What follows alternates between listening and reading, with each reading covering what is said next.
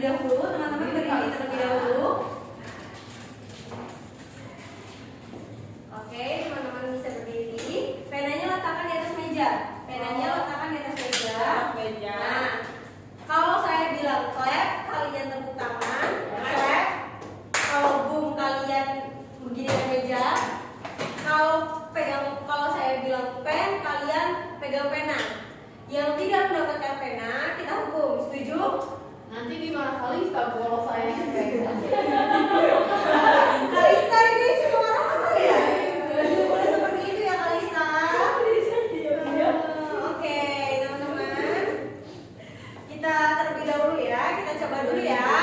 Ini dicoba ya, teman-teman ya. Ibu. Clap. Clap. Clap. Boom. Clap. Dicoba ya. Yuk, kita ini tujuannya meningkatkan fokus kita ya. Oke, teman-teman. Oke, clap. Clap. Clap. Clap. Boom. Boom. Clap.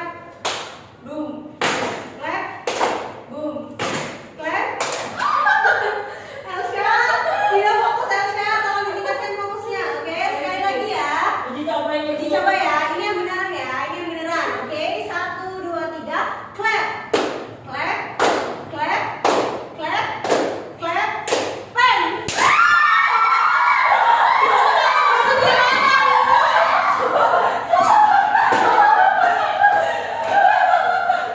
Waduh, ini terbagi berapa ya? Ini berarti Intan yang mencoba. Oke, hari ini berarti Intan yang mimpin doa kita ya. Oke, Intan mimpin teman-temannya doa. Baik teman-teman, sebelum mulai pelajaran, alhamdulillah kita berdoa terlebih dahulu. Berdoa mulai. Berdoa selesai. Oke, baik, terima kasih Intan. Oke, selanjutnya kita cek kehadiran dulu ya. Kenapa? Ada apa? Apa ibu?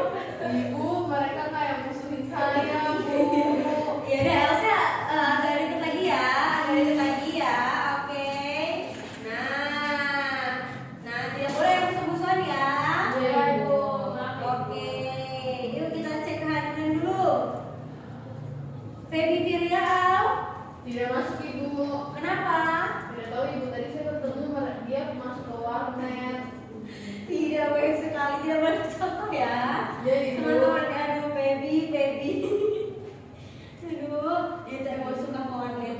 Saya lihat. Putri Kalista. Ya, oke. Kalista jangan sering izin ya. Tidak tahu doanya. Kalau tidak penting tidak boleh izin. Ini kamu kebanyakan izin di data hadir. Baik, Ibu. Alfadila As. Hadir Ibu. Oke. Elsa Salsabila. Hadir Ibu. Pinky Maharani. Itu suratnya Ibu, dia tidak hadir hari ini. Oke, baik. Surat ini kenapa dia hari ini? Oh, iya. Sakit ya Pinky. Ada yang tahu Pinky sakit apa? Tidak tahu ya, Ibu. Cacar Ibu. Cacar. Iya. Wah, jadi kedekat ular itu. Oke, S. Intan. Hadir Ibu. Oke, Dimas. Nggak hadir Ibu. Kenapa dia tidak ada? Tidak tahu, tidak ada keterangan. Bolos kayaknya Bu. Aduh, bolos mulu di pas ini ya kerjaannya. Susah. Ini tugas minggu lalu. Iya Ibu. Sudah dikumpulkan semua? Sudah Sudah.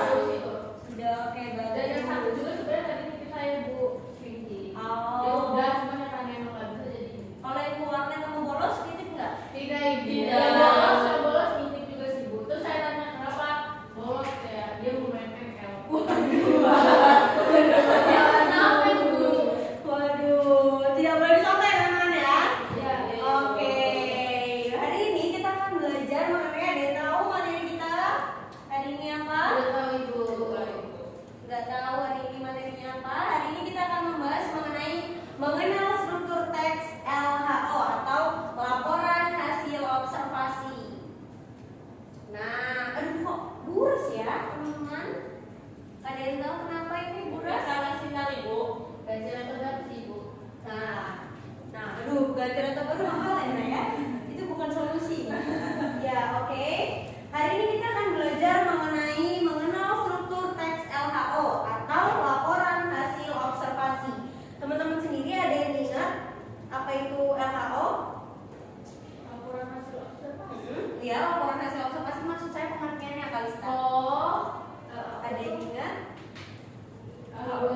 kita sudah belajar. Ayo apa? Jadi namanya? itu tuh teks yang menyajikan informasi berdasarkan pengamatan kita yang dilakukan secara sistematis Bu. Jadi setelah kita mengamati, kita juga buat laporan secara sistematis.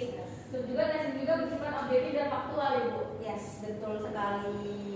Good job Kalista. Terus dari pembelajaran ini, nah kita simpulkan dulu ya tadi teks laporan hasil observasi yang Kalista maksud. Teks laporan hasil observasi adalah teks yang berfungsi untuk memberikan informasi mengenai suatu objek atau situasi setelah diadakannya investigasi atau penelitian secara sistematis. Teks laporan hasil observasi sering juga disingkat menjadi teks LHO.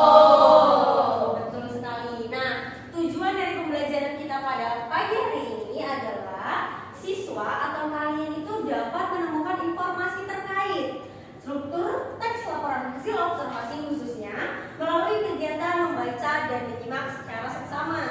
Jadi, nanti teman-teman akan mendapatkan sebuah tugas di mana teman-teman harus membaca teks laporan hasil observasi lalu teman-teman identifikasi strukturnya. Oke, dapat dipahami sampai sini? Dapat Dipahami, dipahami. Bu. Nah, teman-teman, tujuan teks laporan hasil observasi itu yang pertama atau ya ini cuma satu sih ya, mohon maaf ya. Tujuan teks laporan hasil observasi adalah untuk mendapatkan informasi dan penjelasan rinci mengenai suatu hal dari sudut pandang keilmuan kepada pembaca.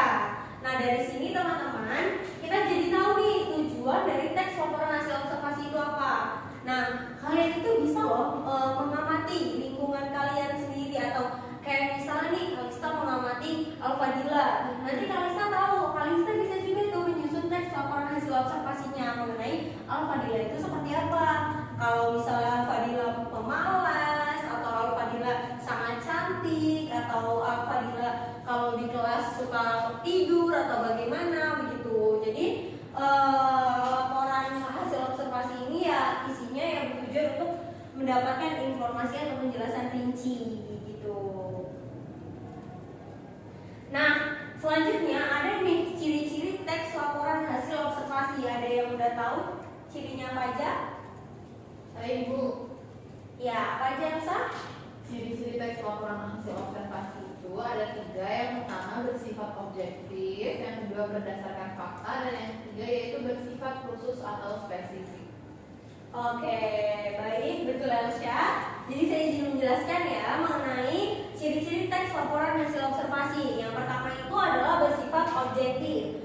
Objektif di sini tuh maksudnya adalah teks LHO yang disajikan sesuai dengan keadaan objek yang sebenarnya. Jadi teman-teman tidak boleh melebihkan atau mengurangi. Misalnya nih di sini kan teman-teman mau membuat teks laporan hasil observasinya. Teman-teman itu kan di sini sudah merasakan ya ada 1 AC di sini, ada 2 lampu di sini, terus ada 2 meja besar di sini. Teman-teman cukup katakan yang ada di sini saja. Tidak usah dilebih-lebihkan keluar dari objek yang kalian amati gitu. Lalu yang kedua itu berdasarkan fakta. Masih ada kaitannya nih dengan ciri yang pertama tadi. Kan objektif itu kan sesuai yang ada di sini. Harus sesuai dan tidak boleh dilebihkan, tidak boleh pula dikurangkan. Jadi teman-teman harus berdasarkan fakta yang ada di sini saja. Jadi sesuai dengan yang ada di lapangan. Jadi nggak boleh tuh yang namanya kita itu memanipulasi data. Oke? Yang ketiga itu bersifat khusus atau spesifik. Maksudnya di sini adalah topik atau objek yang dibahas dalam teks laporan hasil observasi sifatnya spesifik.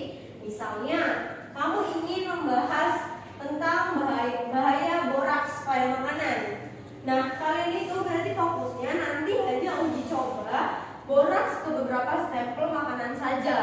Jadi teman-teman ya fokusnya ke boraks itu saja, tidak perlu fokus ke pembuatan tepungnya atau semisalnya tepungnya itu tepung terigu, tidak usah. Teman-teman hanya melakukan uji observasi boraks ke beberapa makanan gitu.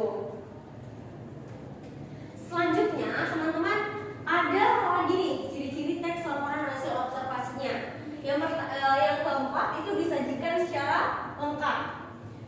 Struktur penulisan teks laporan hasil observasi haruslah lengkap dan runut dari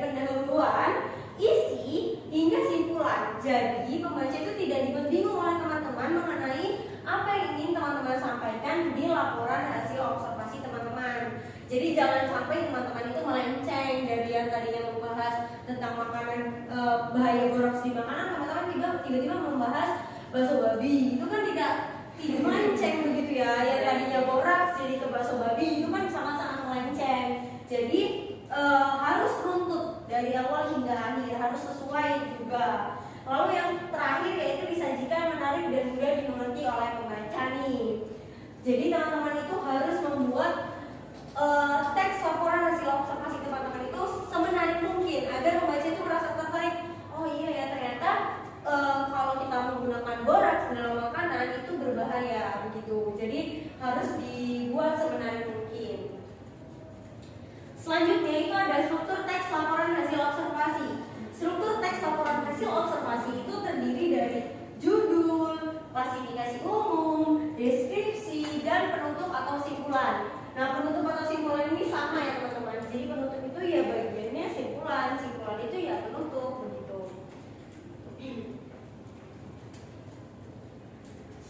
Ibu capek ya? Iya. Atau kalian aja yang gantiin ngomong di sini. Nggak paham. Oke, selanjutnya struktur teks laporan hasil observasi itu yang pertama itu tadi kan sudah dijelaskan. Ada judul. Nah, berisi judul teks laporan hasil observasi yang kamu susun. Jadi kalian misalnya tadi itu kan bahaya penggunaan boraks dalam makanan. Oke? Klasifikasi umum, berisi gambaran umum mengenai objek yang akan diamati. Objek yang kalian amati tadi itu kan bakso misalnya. Bahaya makanannya itu bakso, lebih menuju ke bakso. Kalian amati baksonya. Kalian bandingkan nih, yang kalau dikasih boraks bagaimana, kalau yang tidak dikasih boraks bagaimana. Hasilnya kalian letakkan di klasifikasi umum. Nah, nanti di deskripsi ini berisi penjelasan manfaat dari objek itu. Jadi kan ya kalau misalnya kita menganalisis tentang bahaya boraks pada makanan, ya kita jadi kan memberikan wawasan mengenai edukasi makanan. Iya. Gimana caranya supaya boraks itu nggak sampai di makanan kita gitu kan? Gimana caranya supaya kita tuh harus sangat harus menghindari makanan yang mengandung boraks. Selanjutnya itu penutup atau simpulan, berisi simpulan dari laporan yang kamu buat. Teman-teman bisa dari semua ini, dari klasifikasi umum, lalu deskripsi, teman-teman simpulkan di bagian penutup atau simpulan. Nah, teman-teman nih, ada contoh struktur teks LHO. Yang pernyataan umumnya itu berada biasanya di paragraf 1. Contohnya, berisi penjelasan umum tentang hutan mangrove di Desa Teluk Naga seperti kondisi ekosistem, aneka-ragaman tumbuhan dan hewan serta fungsinya. Di sini teman-teman bisa ada yang jawab judulnya kira-kira apa? Yang cocok nih untuk Udah boleh baca. baik. Ekosistem di hutan mangrove. Bisa, boleh.